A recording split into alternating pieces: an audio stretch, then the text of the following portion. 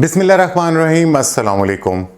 क्या कभी आपके साथ ऐसा हुआ है कि आपने गुस्से में कोई मैसेज टाइप किया और फिर आखिरी लम्हे में उसे डिलीट कर दिया हो, या कभी किसी से आपकी लड़ाई हो गई हो, तकरार हो गई हो, आपने काफ़ी तेज़ जुमले बोल दिए हों और बाद में आपको महसूस हुआ हो कि आपने कुछ ज़्यादा ही रद्द अमल दे बैठे हैं।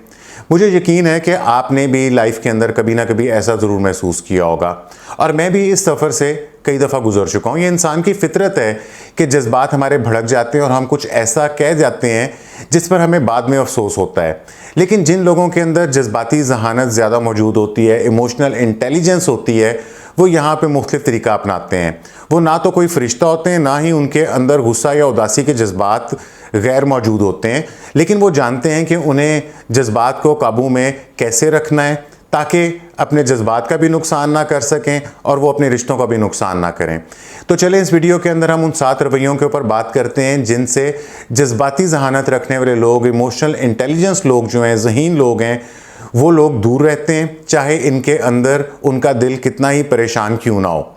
लेकिन आगे बढ़ने से पहले मैं आपसे दरख्वास्त करूंगा कि अगर आपने अभी तक इस चैनल को सब्सक्राइब नहीं किया तो सब्सक्राइब करके मुझे शुक्रिया का मौका दीजिए। इस वीडियो को लाइक, कमेंट और शेयर करना मत भूलिएगा, इससे मुझे हौसला अफजाई मिलती है। और इसके अलावा ये कि अगर आपकी लाइफ की कुछ चैलेंजेस हैं जिन्हें आप अबूर करना चाहते हैं, कोई गोल्स हैं जिन्हें आप अचीव करना चाहते हैं, या आप अपने रिश्तों को बेहतर और मजबूत बनाना चाहते हैं, तो मैं कॉल के ऊपर कोचिंग, काउंसलिंग और थेरेपी की सर्विसेज भी फ्राहम करता हूँ।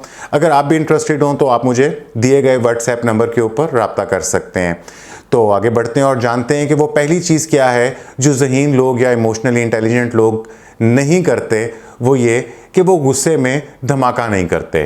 एक वक्त था जब मुझे लगता था कि चीखने से, आवाज़ ऊंची करके बोलने से या तकिए को मुक्के मारने से दिल हल्का हो जाता है, मगर हकीकत यह है कि इससे गुस्सा कम होने के बजाय और गहरा हो जाता है।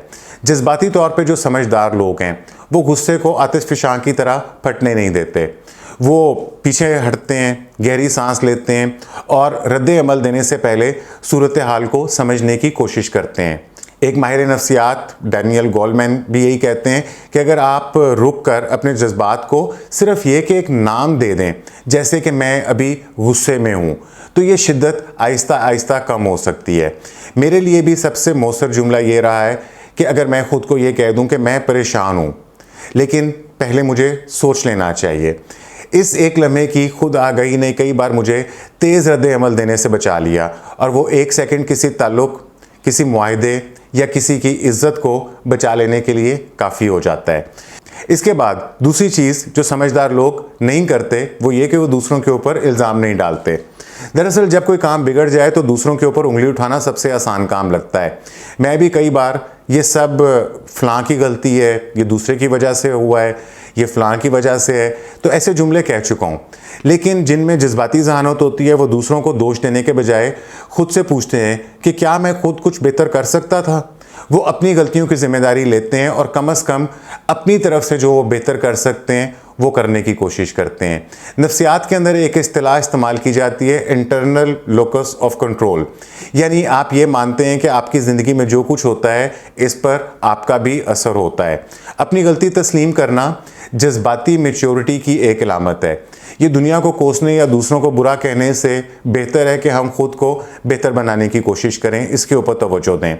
तो जब भी आपके दिल में ये आए कि इसने मुझे ऐसा करने पे मजबूर किया है, या ये फ़लाँ की गलती है, या आप किसी और के ऊपर ब्लेम देना चाह रहे हो, तो एक लम्हा लें, रुकें, सोचें, अपने आप से पूछें कि मैं क्या इसमें मुख्तलिफ कर सकता था। और यही तब्दीली आपके लिए एक पुरसुकून शख्सियत बनने का बाइस बन सकती है। इसके बाद तीसरी चीज़ ये कि ऐसे लोग जो हैं वो खामोश रहकर सज़ा देने वाला रवैया नहीं अपनाते, वो दूसरों को साइलेंट ट्रीटमेंट नहीं देते। रिश्तों में सबसे ज़्यादा बिगाड़ पैदा करने वाली चीज़ों में से यही एक है, खामोशी इख्तियार कर लेना। चाहे वो दोस्ती हो, आपके रोमांटिक रिलेशनशिप्स हों, या आपके प्रोफेशनल तल्लुकात हों, किसी को नज़रअंदाज करना किसी मसले का हल नहीं होता है, बल्कि इसे और बढ़ा देता है। जज्बाती जहानत रखने वाले लोग इस खामोश सज़ा, साइलेंट ट्रीटमेंट वाले खेल से परहेज़ करते हैं।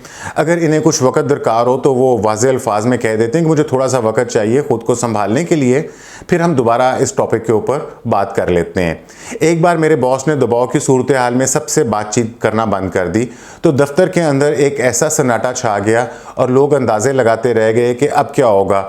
तो इसका नतीजा क्या हुआ कि जो हमारी प्लानिंग्स थी, हमारे मंसूबे थे, वो रुक गए, टीम जो थी वो दबाव के अंदर आ गई और माहौल जो है वो टॉक्सिक हो गया।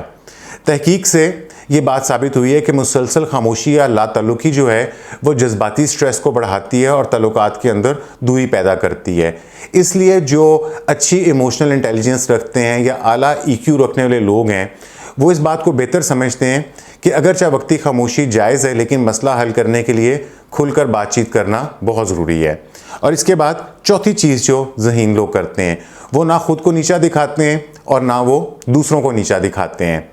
अल्फाज का असर होता है, ख़ास तौर पर जब वो किसी को छोटा या कमतर महसूस करवाने के लिए इस्तेमाल हों, और ये सिर्फ दूसरों पर नहीं बल्कि ख़ुद के ऊपर भी लागू होता है।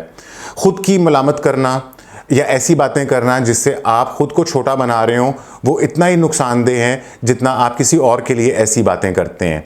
तो जो जज्बाती ज़हानत रखने वाले ज़हीन लोग हैं, वो ऐसी बातों से गुरेज करते हैं।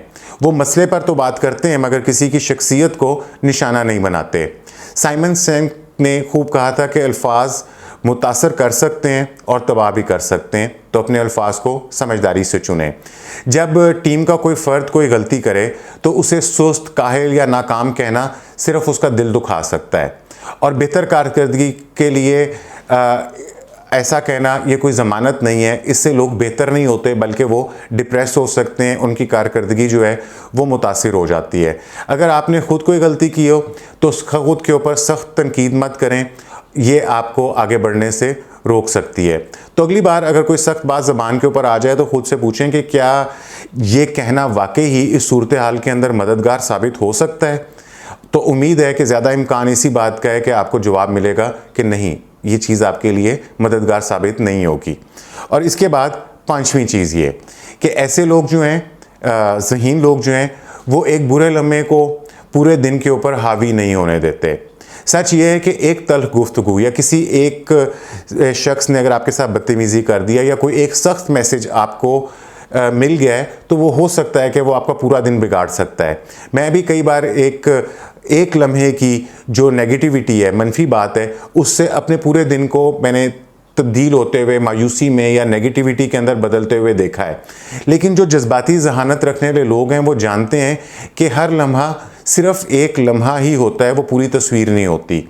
वो इस एक बुरे वाक़े को या किसी एक बुरे मैसेज को पूरे दिन या पूरे हफ्ते का मेयार नहीं बनाते। इसकी वजह से वो कुछ भी गलत जब हो जाता है तो वो जल्दी नॉर्मल हो जाते हैं और दोबारा अपना तवाज़ुन बरकरार कर लेते हैं। जेम्स क्लियर, जो कि एटॉमिक हैबिट्स एक किताब है, उसके मुसन्निफ़ हैं, वो कहते हैं कि छोटी कामयाबियाँ और मुस्तकिल बेहतरी के ऊपर तवज्जो रखें। एक नाखुशगवार लम्हा आपकी सारी मेहनत को ख़त्म नहीं कर सकता।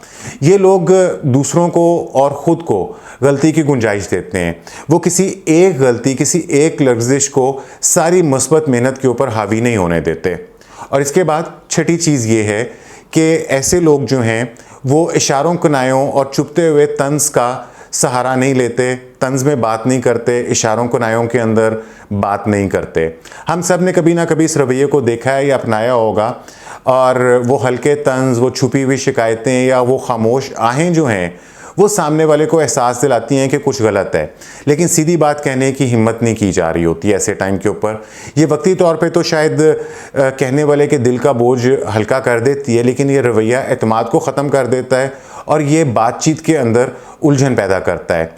जो आला ज़हानत रखने वाले, समझदारी रखने वाले लोग हैं, जिनका इमोशनल कोशेंट, इमोशनल इंटेलिजेंस बेहतर है, वो ऐसी पैसिव एग्रेसिवनेस जो है, ऐसी हरकतों से गुरेज करते हैं। वो साफ़ और इज़्ज़त की बात करने को तरजीह देते हैं। मैंने सीखा है कि जब दिल में कोई बात हो तो इसे सीधे अंदाज में कह देना चाहिए, नरमी से लेकिन वाज़ेह तौर पे। यही सबसे बेहतर तरीका है। ये मुश्किल ज़रूर हो सकता है, मगर गैर वाज़ेह इशारों के मुकाबले में ये कहीं ज़्यादा मौसर साबित होता है। एक माहिर नफ्सियात के मुताबिक इस किस्म का रवैया अक्सर इस गुस्से का इजहार होता है जिसे हम खुलकर बयान नहीं कर पाते, मगर दबे दबे शिकवे अक्सर अंदर ही अंदर तलखी को बढ़ा देते हैं। तो अगर आप ख़ुद को ऐसी कैफियत में पाएँ जहाँ दिल के अंदर तो कुछ है लेकिन ज़बान तंज की तरफ जा रही है तो एक लम्हे को रुकें और ख़ुद से पूछें कि मैं असल में किस बात के ऊपर नाराज़ हूँ, और फिर उस बात को सीधे नरमी के तरीके से और वाज़े तरीके से बयान करते हैं। और इसके बाद सातवीं और आखिरी चीज़ ये कि ज़हीन, समझदार और जज्बाती ज़हानत रखने वाले लोग जो हैं वो दिल में कीना या पुराने गिले शिकवे नहीं पालते। दिल में नाराज़गी रखना जज्बाती तौर पर एक बोझ बन जाता है, और जज्बाती ज़हानत रखने वाले लोग ये बात खूब समझते हैं। इसका मतलब ये नहीं है कि वो हर ज़्यादती को भूल जाते हैं या वो हर किसी को फ़ौरन माफ़ कर देते हैं, बल्कि वो जानबूझकर अपने दिल में बातें जमा नहीं होने देते। वो मसले को हल करते हैं या कम से कम दिल में सुलह करने की कोशिश ज़रूर करते हैं, चाहे वो उनका कोई ज़ाती रिश्ता हो या वो उनके पेशा वराना ताल्लुकात हों। लंबे अरसे की रंजिशें अंदर ही अंदर आपको थका देती हैं और तरक्की के अंदर रुकावट बनती हैं। मुझे नेल्सन मंडेला का एक जुमला याद आता है, नाराज़गी रखना ऐसे है जैसे जहर पीना और उम्मीद रखना कि दूसरा शख्स मर जाएगा। और यह हकीकत बयान करता है कि दिल में पुराने गिले रखने का अंजाम सिर्फ़ और सिर्फ आपकी ज़ात को नुकसान पहुंचाता है। माफ़ करना जो है वो कोई कमज़ोरी नहीं होती है, बल्कि एक ये ताकत होती है। ये आपको माजी से आज़ाद करके हाल और मुस्तकबिल पर तवज्जो देने का मौका देती है। मैंने खुद भी ये सीखा है कि चाहे दूसरा शख्स अपनी गलती माने या ना माने, अगर मैं दिल का बोझ उतार दूंगा तो मेरी सोच ज़्यादा वाज़े हो जाएगी, मेरे फ़ैसले ज़्यादा दुरुस्त हो जाएंगे और रिश्ते ज़्यादा सेहतमंद हो जाएंगे। तो आखिर में मैं ये कहूँगा कि जज्बाती ज़हानत, इमोशनल इंटेलिजेंस का मतलब ये नहीं है कि आप जज्बात को दबाते हैं या इन्हें महसूस नहीं करते, बल्कि ये है कि आप इन्हें समझदारी से मैनेज करते हैं। गुस्सा, मायूसी, दुख, ये सब इंसानी जज्बात हैं, मगर जो बात आला जज्बाती ज़हानत रखने वाले लोगों को दूसरों से मुमताज़ बनाती है वो ये है कि वो इन जज्बात के आने पर इनका मौसर अंदाज में सामना करते हैं, बग़ैर किसी गैर ज़रूरी नुकसान के। वो बग़ैर सोचे समझे हमला नहीं करते, दूसरों पर इल्ज़ाम नहीं देते, साइलेंट ट्रीटमेंट, खामोशी की सज़ा नहीं देते, अल्फाज के ज़रिए ना ख़ुद को तकलीफ़ देते हैं ना वो दूसरों को तकलीफ़ देते हैं, और वो एक बुरे लम्हे को पूरी कहानी बनने नहीं देते, और ना ही वो तंज़ और गिले शिकवों को परवान चढ़ाते हैं, और ना ही दिल के अंदर वो बरसों की नाराज़गी लिए फिरते हैं। तो यहाँ पे ज़रूरी बात यह है कि जज्बाती ज़हानत जो है वो एक सलाहियत है जिसे आप सीख सकते हैं, लेकिन जज्बाती ज़हानत को हासिल करने का सिला क्या मिलता है हमें, वो ये कि बेहतर ताल्लुकात बन जाते हैं, हमें पछतावे कम होते हैं और हमारे लम्हों के अंदर ज़हनी सुकून ज़्यादा हो जाता है, जबकि बाकी लोग जो हैं वो जज्बात की आंधी में बह रहे होते हैं। मैंने खुद देखा है कि ये चीज़ टीम वर्क को भी बेहतर करती है, तनाज़ात के अंदर तवाज़ुन लेकर आती है, और इससे हालात भी ज़्यादा बेहतर अंदाज में मैनेज हो जाते हैं जो पहले हमें काबू से बाहर लग रहे होते हैं।